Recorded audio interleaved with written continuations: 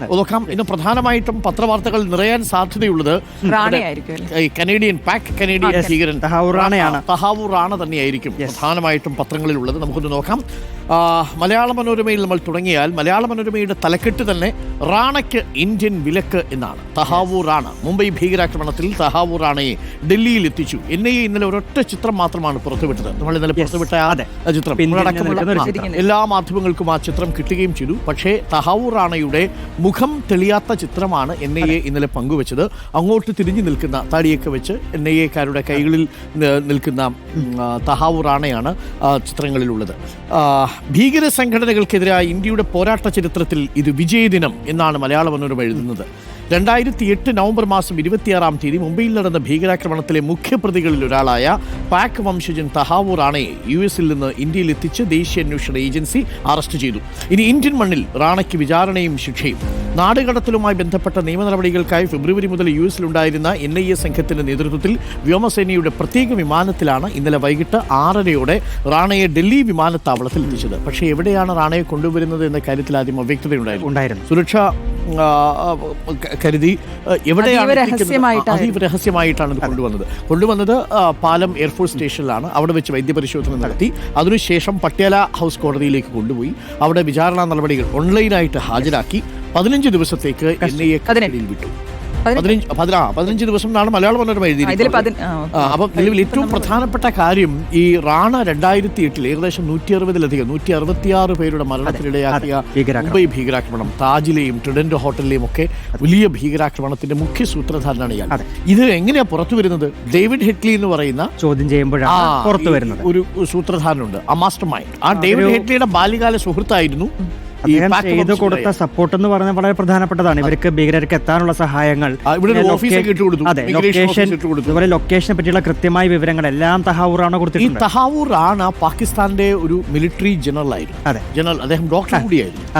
പാകിസ്ഥാന്റെ മിലിറ്ററിയിലെ ഡോക്ടർ കൂടിയായ തഹാവൂർ റാണ പിന്നീട് വിരമിച്ച ശേഷമാണ് കാനഡയിലേക്ക് ഒട്ടാവയിൽ സ്ഥിരതാമസമാവുന്നത്. പിന്നീട് US-ലേക്ക് കുടിയേറുന്നത്, ഷിക്കാഗോയെ കേന്ദ്രമാക്കി പ്രവർത്തിക്കുന്നത്.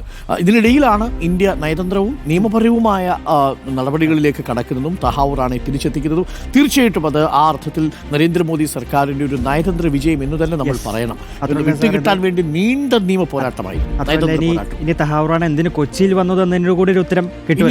അതാണ് ഏറ്റവും പ്രധാനപ്പെട്ട കാര്യം. എന്തിനു കൊച്ചിയിൽ വന്നു, എന്താണ് കേരള കണക്ഷൻ എന്നുള്ളതും വളരെ പ്രധാനപ്പെട്ട ചോദ്യമാണ്. വരുന്ന ദിവസങ്ങളിൽ അതിനുള്ള ഉത്തരങ്ങളൊക്കെ കിട്ടുമെന്നാണ് നമ്മൾ മനസ്സിലാക്കുന്നത്. അപ്പോൾ മലയാള മനോരമയുടെ പ്രധാന ലീഡ് വാർത്ത തഹാവൂർ റാണയെ ഇന്ത്യയിൽ എത്തിച്ച് വിലങ്ങണിയിച്ചിരിക്കുന്നു എന്നുള്ളതാണ്. മാതൃഭൂമിയിൽ തന്നെയാണ് റാണയെ കൂട്ടിലാക്കി എന്നാണ് തലക്കെട്ട്. അത് ഈ പറഞ്ഞ പോലെ ആ ചിത്രം കൊടുത്തിട്ടുണ്ട്. സൈഡില് ചെറിയൊരു കോളം വേറെ കൊടുത്തിട്ടുണ്ട്. പിന്തിരിഞ്ഞു നോക്കുമ്പോൾ എന്ന് പറഞ്ഞ് അതിന്റെ ഒരു ബാക്ക്ഗ്രൗണ്ട് കൂടി പറഞ്ഞില്ല. ചെറിയ വാർത്ത എനിക്കൊന്ന് മാതൃഭൂമിയിലെ മറ്റൊരു ലീഡ് വാർത്തയാണ്. സിദ്ധാർത്ഥന്റെ മരണം, പ്രതികൾക്ക് 3 വർഷം പഠന വിലക്ക്, പ്രതികളായ 19 വിദ്യാർത്ഥികളെയും സർവകലാശാല പുറത്താക്കിയെന്ന് പറഞ്ഞു. പൂക്കോട് സിദ്ധാർത്ഥന്റെ അമ്മയുടെ ആവശ്യമായിരുന്നു ഈ വിദ്യാർത്ഥികൾക്ക് തുടർ പഠനത്തിനുള്ള അവകാശം കൊടുക്കരുത് എന്നുള്ളത്. ആ വാർത്ത മാതൃഭൂമിയിലുണ്ട്, മനോരമയിലില്ല. ദേശാഭിമാനിയുടെ ലീഡ്. ദേശാഭിമാനിയിലെ കുറച്ച് ഹൈലൈറ്റ് ആയി കൊടുത്തിരിക്കുന്ന വാർത്ത, വായ്പ എഴുതി തള്ളണമെന്ന് വീണ്ടും ഹൈക്കോടതി, കേന്ദ്ര സർക്കാർ കണ്ണു തുറക്കണം. ഹൈക്കോടതി പറഞ്ഞതാണ്. അപ്പോൾ മുണ്ടക്കൈ ചൂരൽമല ദുരന്ത ബാധിതരുടെ വായ്പ എഴുതി തള്ളുന്നത് പരിഗണിക്കണമെന്ന് കേന്ദ്ര സർക്കാരിനോട് ആവർത്തിച്ചാവശ്യപ്പെട്ട് ഹൈക്കോടതി. ദുരന്ത നിവാരണ നിയമത്തിലെ 13ാം വകുപ്പ് പ്രകാരം ദേശീയ ദുരന്ത നിവാരണ അതോറിറ്റിയും കേന്ദ്ര സർക്കാരും ഇതിന് വിവേചനാധികാരം പ്രയോഗിക്കണമെന്നും ജസ്റ്റിസ് AK ജയശങ്കരൻ നമ്പ്യാരും ജസ്റ്റിസ് S ഈശ്വരനും അടങ്ങിയ പ്രത്യേക ബെഞ്ച് ഇടക്കാല ഉത്തരവിൽ പറഞ്ഞു. ഇതാണ് പറയുന്നത്. രൂക്ഷമായ ഭാഷയിലാണ് ഹൈക്കോടതി സർക്കാരിനെ, കേന്ദ്ര സർക്കാരിനെ വിമർശിച്ചു. നമ്മളെ കേരളമൊക്കെ എഴുതി തള്ളുന്നുണ്ട്, എന്തുകൊണ്ട് നിങ്ങൾക്ക് ചെയ്തു? മാത്രമല്ല ഷെഡ്യൂൾഡ് ബാങ്കുകൾ എന്തുകൊണ്ടാണ് വായ്പ എഴുതി തള്ളാത്തതെന്ന് ചോദിക്കാൻ ഉപയോഗിച്ച പ്രയോഗം എന്നറിയോ? ഷൈലോക്കിനറിയാമോ? ഷൈലോക്ക്, പഴയ ഷേക്സ്പിയർ നാടകത്തിലെ ഷൈലോക്ക്. ആ ഷൈലോക്കിന്റെ ഹൃദയശൂന്യതയാണ് നിങ്ങൾക്കുള്ളത് എന്നാണ് ഹൈക്കോടതി ദേശീയ ബാങ്കുകളെ വിമർശിച്ചത്. അപ്പോൾ ഇതുമായി ബന്ധപ്പെട്ട് കേന്ദ്രം ഒരുപാട് പൈസയൊന്നും ഇല്ലല്ലോ, 132 കോടി രൂപയ്ക്കുള്ളിലേ ഉള്ളൂ മൊത്തം വായ്പകൾ എഴുതിത്തള്ളാൻ. അപ്പോൾ ഈ പണം എഴുതിത്തള്ളുന്നതിൽ എന്താ ഇത്ര തടസ്സം? അതുകൊണ്ട് നാഷണൽ ഡിസാസ്റ്റർ അതോറിറ്റി, ദേശീയ ദുരന്ത നിവാരണ അതോറിറ്റിയും കേന്ദ്ര സർക്കാരും വിവേചനപരമായി തന്നെ പെരുമാറണം എന്നാണ് പറഞ്ഞിരിക്കുന്നത്. മറ്റൊരു വാർത്ത മനോരമയിലുള്ളത്, തീരുവ മരവിപ്പിക്ക് മുൻപ് ഓഹരി നിക്ഷേപകർക്ക് ട്രംപിന്റെ വിവാദ ഉപദേശം, വാങ്ങാൻ പറ്റിയ സമയം. ഒരു പ്ലാൻ ആയിരുന്നു അല്ലേ? നേട്ടം കൊയ്തത് ട്രംപിന്റെ കമ്പനിയും ഉപദേശം അനുസരിച്ചവരും എന്നുള്ളതാണ്. എല്ലാം ഒരു ബിസിനസ് അല്ലേ ചേട്ടാ എന്നുള്ളതാണ്. ട്രംപ് ഈ ഇതുവരെ കാട്ടിക്കൂട്ടിയത് ഇതിനു വേണ്ടിയായിരുന്നു എന്നതാണ് പ്രധാനപ്പെട്ട ചോദ്യം. This is a great time to buy DJT Donald J Trump പറയുന്നു. എന്താ സംഭവിച്ചത്?